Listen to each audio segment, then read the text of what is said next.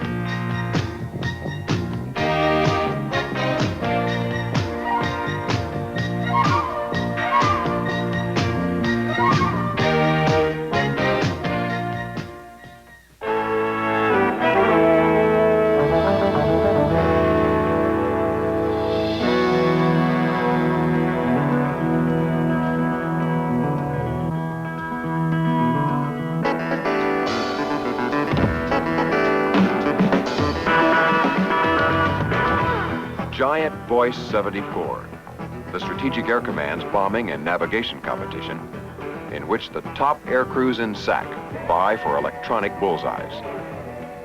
Special guests included competing crews from the Tactical Air Command and the British Royal Air Force.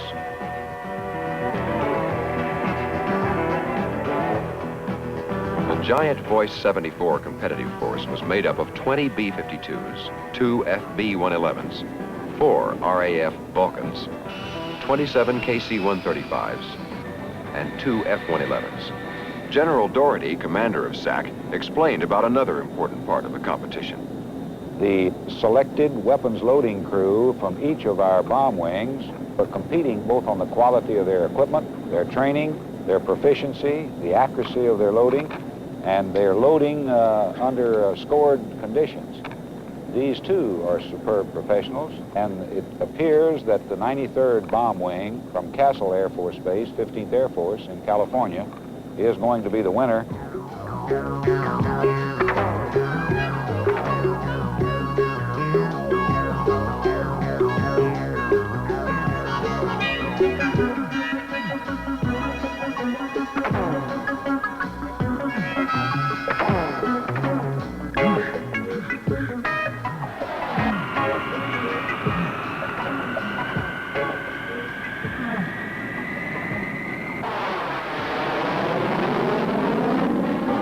Standby tone radar. Everything was real, except the actual dropping of bombs.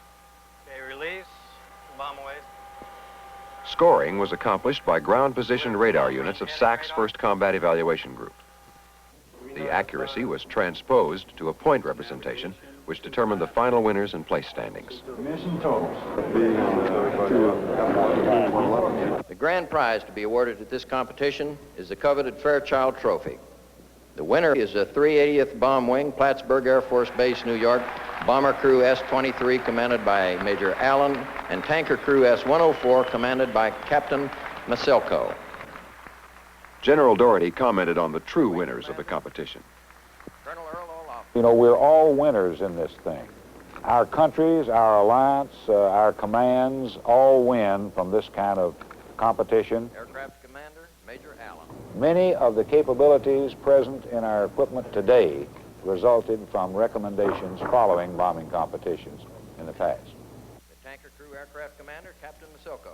It's been a great competition among true professionals, and the results show it.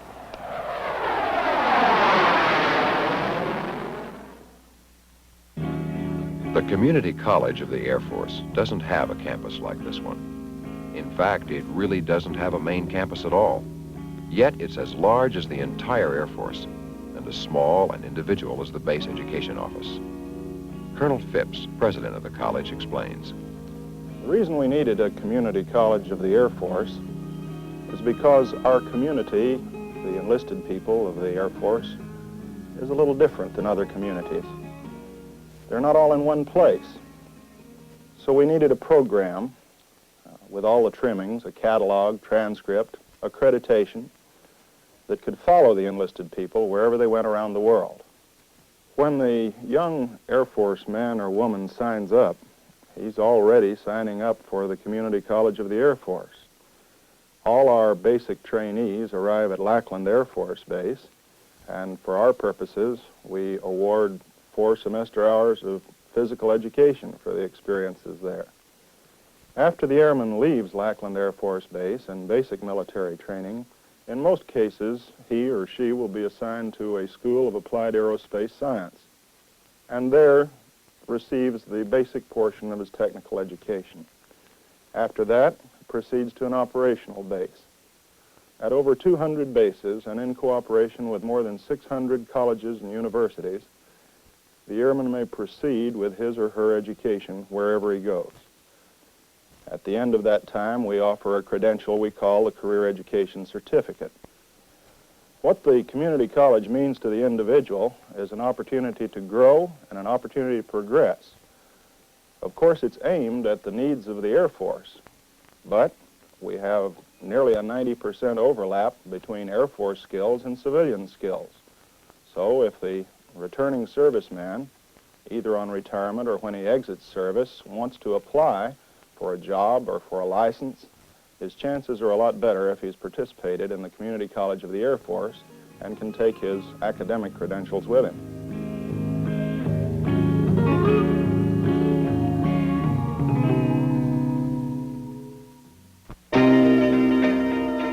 The high desert of California, where German Air Force fighter crews transition into their new aircraft, the F-4F.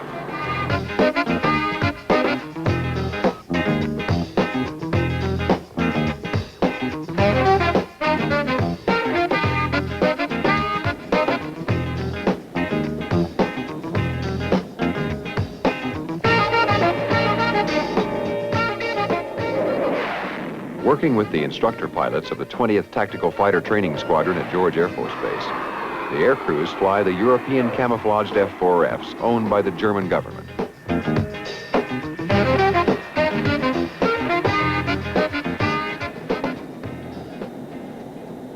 The German air crews are good. They handle themselves extremely well. Captain Bruce Freeman, an instructor pilot, talks about the German crews. These are all qualified fighter crews, and we're just taking them and their skills in another airplane, transitioning them into the F-4. Our overall goal is to train both the instructor pilots, the front seaters, and their crewed IWSOs, instructor weapons systems officers, prior to their returning to Germany.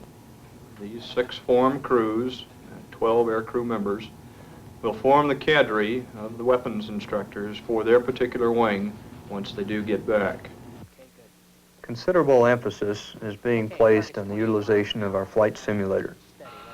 This is done for a number of reasons, the primary one being economy. We find that we can simulate an awful lot of things here on the ground. Okay, the range is coming down kind of slow. It's got 25 miles, changing scopes. We take them through what we call the fighter weapons school equivalent.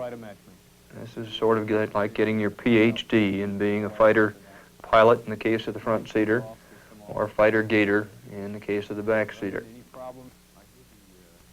Captain Helmut Brodem is pretty representative of the caliber individual we're getting in this training.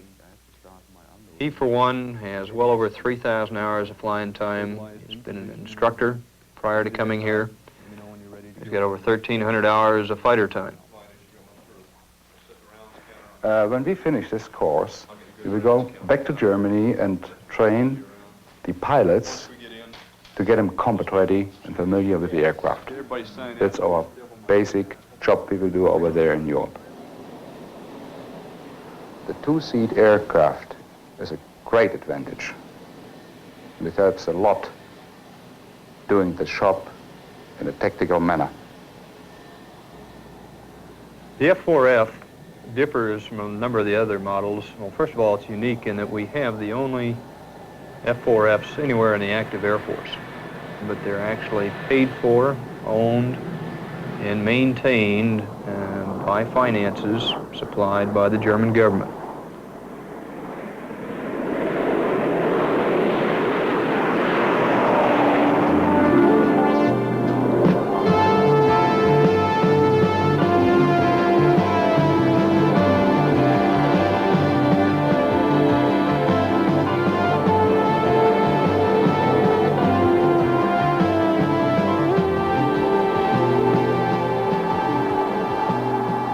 Aerial training missions include both air-to-air and air-to-ground combat maneuvers.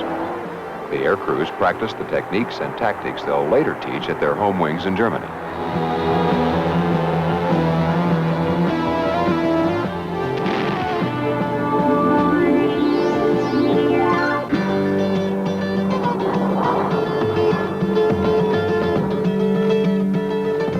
It helps a lot to begin this training here on the F-4.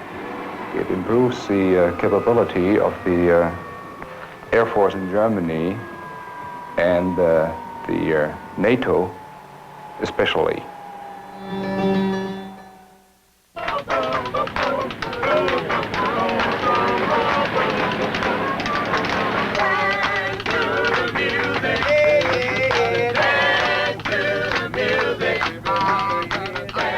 Each year, winners of the Air Force Worldwide Talent Competition are selected for the Tops in Blue Tour, traveling across the United States and entertaining over 58,000 Air Force people and their families. The 1974 Tops in Blue presented 110 performances in 115 days. Oh, girl, I'm gonna add a little bit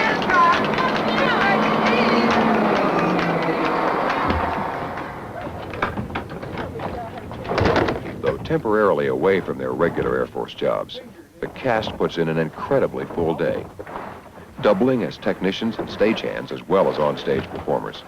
The Tops in Blue members are always busy, either preparing for the show or moving to the next stop. Bring your left light over to your left, just a little. Over to your left, over to your left. Over to your left. Hold it, lock it back up before I get mad. Bring it with your right light, you ready? Good enough, good enough, good enough. We ready to tune up, huh? Let's go. Tune up. Wayne, you be available on that spot to flash lights at the same time. Anytime you see the lights flash back here, you flash. Okay? Now, you can help cover for Aretha and Ray Charles. We have what we call, it's your night in the barrel. And during that period of time, whoever's night it is, anybody can say anything they want. All in fun, and everybody takes it in fun. But it's just to get us going, so when we hit the stage on the opening number, we're prepared. Okay, whose night? Mine. Go. Well, there's two things I really like about you. One is, and the other is... Now, I don't want to say nothing about your sax playing, you know, but you got to try using a reed sometime. You're coming along fine, Earl. At first, you're wearing my clothes, then you forget your neck strap. Now all I gotta do is teach you how to wind the microphone cables right, and you'll be all right. Okay. The soloist and opening will still go all the way around, all right? Let's go. What can all mankind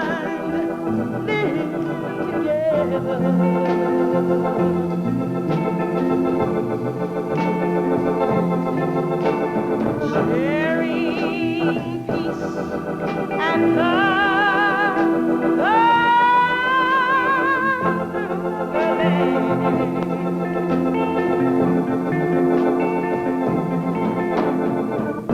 having faith and trust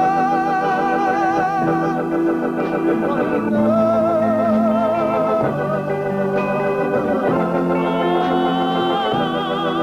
Working together, all together.